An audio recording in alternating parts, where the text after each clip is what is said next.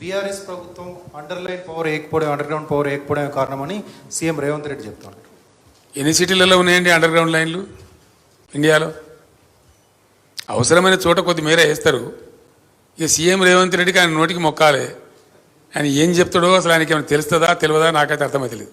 Sir, భాష విషయంలో మనము దేని విషయం అండి?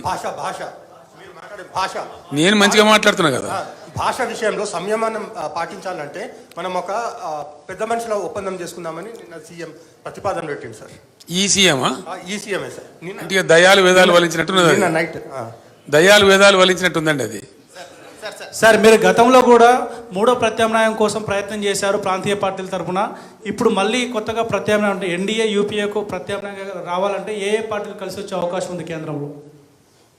మీరు మంచి క్వశ్చన్ అడిగిన చాలా థ్యాంక్స్. ఒక మాట నేను మనవి చేస్తాను. జాతీయ రాజకీయాలలోకి పోదామని చెప్పి నేను బీఆర్ఎస్ పేరు మార్చి ఆ ప్రయత్నం చేసిన. మహారాష్ట్రకి పోయి బాగా చేసినాం. చాలా ఆశ్చర్యం ఏంటంటే నిన్న వాళ్ళు వచ్చారు నా దగ్గరికి, 2-3 గ్రూపులు వచ్చి బీఆర్ఎస్లో అక్కడ చేరిన వాళ్ళు. సార్, ఇప్పుడు మహారాష్ట్రలో అక్టోబర్లో శాసనసభ ఎన్నికలని మీరు వట్టిగా రాని సార్ నిలబడండి, మేమంతా మీ పేరు చెప్పుకొని గెలుస్తాం, రావాలి, మా దగ్గర మార్పు రావాలి, మీ తెలంగాణలో మీ ప్రభుత్వంలో అమలు చేసిన కార్యక్రమాలు రావాలని మహారాష్ట్ర ప్రజలు బాగా కోరుతున్నారు, మిమ్మల్ని తీసుకురమ్మని అడుగుతున్నారు, మా దగ్గర ఒక భయంకరమైన అనిశ్చితి ఉందని వాళ్ళు వచ్చినారు. నేను తప్పకుండా నా జాతీయ రాజకీయ ప్రస్థానాన్ని కొనసాగిస్తాను, అందులో అనుమానం లేదు. రెండవది, ఈ పార్లమెంట్ ఎన్నికల తర్వాత అందరితోనే ఆలోచించి మీరు అన్నటువంటి ప్రాంతీయ శక్తుల ఐక్యతకు నేను ఎంత చేయగలుగుతానో, నాకెంత సంబంధాలు ఉన్నాయో, నాకెంత తెలివితేటలు ఉన్నాయో వాటన్నిటిని రంగరించి తప్పకుండా నేను చెప్పిన పరిస్థితి ఉత్పన్నం కావడానికి అన్ని ప్రయత్నాలు చేస్తాను. ఇప్పటికే చాలామందితో మాట్లాడుతూ ఉన్నాం, లైక్ మైండెడ్స్తోని. వారు ఎవరి పని వాళ్ళు చేసుకుంటూ ఉన్నప్పటికీ మేము కనెక్టెడ్గానే ఉన్నాం. తప్పకుండా అందరం కలిసి ఒక ప్రత్యామ్నాయం రూపొందిస్తాం. ఏదో ఒక జాతీయ పార్టీ మాకు సపోర్ట్ చేయక తప్పని పరిస్థితి ఏర్పడే పరిస్థితులు మాత్రం సృష్టిస్తాం. సార్, హలో సార్, మీరేమో బీఆర్ఎస్ ఇక్కడ సార్ ఇక్కడ మీరేమో బీఆర్ఎస్కు 12 నుంచి 14 అంటున్నారు, అసలు బీజేపీకి 1 అని అంటున్నారు. కానీ వాళ్ళేమో బీఆర్ఎస్కే 1 లేదా 2 కాంగ్రెస్ మెజారిటీ సీట్లు గెలవబోతున్నాయి, నెక్స్ట్ బీజేపీ ఉంటుందనేది స్వయంగా ముఖ్యమంత్రి నిన్న మీడియా ప్రతినిధులతో అన్నారు. సో రెండో విషయం ఏంటంటే ముఖ్యమంత్రి చెప్పిన ఎన్ని నిజమైనయో ఎన్ని నిజం కాలేదు ఇప్పుడు ప్రజలకు తెలిసిపోయింది. ముఖ్యమంత్రి గారు చెప్పిన విషయాలు నిజాలు ఎన్ని అబద్ధాలు ఎన్ని, మన అసెంబ్లీ ఎలక్షన్లో ఆయన చెప్పిన ఎన్ని జరిగినాయని ప్రజల అనుభవంలోకి వచ్చేసింది ఆల్రెడీ. దాని గురించి నేను కొత్తగా వ్యాఖ్యానం చేయాల్సిన అవసరం లేదు. అంటే ఈ పార్లమెంట్ ఎన్నికల ఇష్యూ కాబట్టి చెప్తున్నారు, అంటే ఈ సీట్ల విషయంలో మీరు అంటున్నారు కాబట్టి వారు అంటున్నారు. సో రెండో విషయం ఏంటంటే మీ పవర్ పోగానే, పవర్ ఉద్యమ సమయంలో మీకు వ్యతిరేకంగా, తెలంగాణకు వ్యతిరేకంగా, ఉద్యమానికి వ్యతిరేకంగా ఉన్న వాళ్ళంతా మీ దగ్గరకు వచ్చి 3 నెలలు కాకముందే అందరూ మళ్ళీ మీ పార్టీ నుంచి వదిలి వెళ్ళిపోయారు. దాని పట్ల మీరు ఏమనుకుంటున్నారు? నాకు అర్థం కాలేదండి. అధికారం కోల్పోయిన వెంటనే మీ చుట్టూ ఉన్న వాళ్ళ గతంలో తెలంగాణ ఉద్యమం సాగినంత కాలం తెలంగాణను వ్యతిరేకించి, కేసీఆర్ను వ్యతిరేకించి, తెలంగాణ ఏర్పాటుని వ్యతిరేకించిన వాళ్ళు తెలంగాణ ఏర్పాటు కాగానే మీ చుట్టూ వచ్చి చేరారు.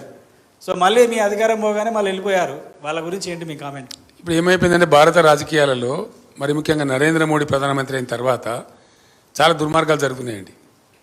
జరిగి ఏమైందంటే సన్ఫ్లవర్ గ్యాంగ్ ఎక్కువ తయారైపోయింది. ఆ సన్ఫ్లవర్ ఏంటంటే పొద్దు తిరుగుతుంది. ఈ పవర్ ఫ్లవర్స్ ఇవన్నీ ఇప్పుడు కాంగ్రెస్లోకి పోయిన వాళ్ళందరూ కాంగ్రెస్ని గెలిపిస్తారా అండి? గెలిపేయడానికి పోతున్నారా? ఎందుకు పోతున్నారు? వాళ్ళు వాళ్ళ స్వార్థం కోసం, వాళ్ళ పనుల కోసం, వాళ్ళ పైరవీల కోసం, వాళ్ళ స్వలాభం కోసం పోతున్నారు.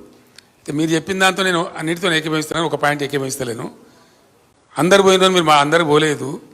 బీఆర్ఎస్ ఒక మహాసముద్రం, 60 లక్షల సభ్యత్వం ఉన్నటువంటి పార్టీ. ఎవరైనా ఎలిమినేట్ చేస్తాం పలానా దాన్ని అనుకుంటే తప్పదే, ఆ గర్వం పనికిరాదు. మేము మొన్నటిదాకా 10 ఏళ్ళ అధికారంలో కాంగ్రెస్ అవుట్ ఆఫ్ పవర్ ఉంది. కాంగ్రెస్ ఎలిమినేట్ అయిందా? డెసిమేట్ అయిందా? కాదు కదా. చంద్రబాబు నాయుడు గారు కూడా టైంలో 2004 to 2014 ఆయన పవర్లో లేరు. అంతమంది టీడీపీ డెసిమేట్ అయిందా? అది భ్రమ. ఒక సంస్థను, ఒక శాశ్వతంగా ఉండే సంస్థను, ఒక బలోపేతంగా విస్తరించినటువంటి సంస్థను డెసిమేట్ చేస్తాం, ఎలిమినేట్ చేస్తామంటే అది అహంకారం తప్ప మరొకటి కాదు. అది ఇంపాసిబుల్. అందులో బీఆర్ఎస్ను డెసిమేట్ చేయడం అనేది 1 లక్ష రేవంత్ రెడ్డిలు, 1 కోటి ఇంకో వచ్చినా ఏం ఇంటిగా మనం కూడా ఫరक పడదండి. सर असेंबली में सर असेंबली में आपको असेंबली में एमआईएम आपको सपोर्ट कर रही थी, लेकिन पार्लियामेंट इलेक्शन में बिल्कुल वो दूर हो गए.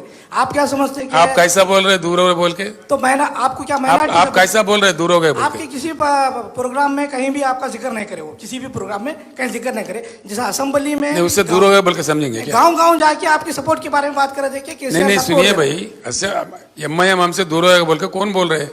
जैसा असेंबली में आपका अपना आइडिया है क्या है?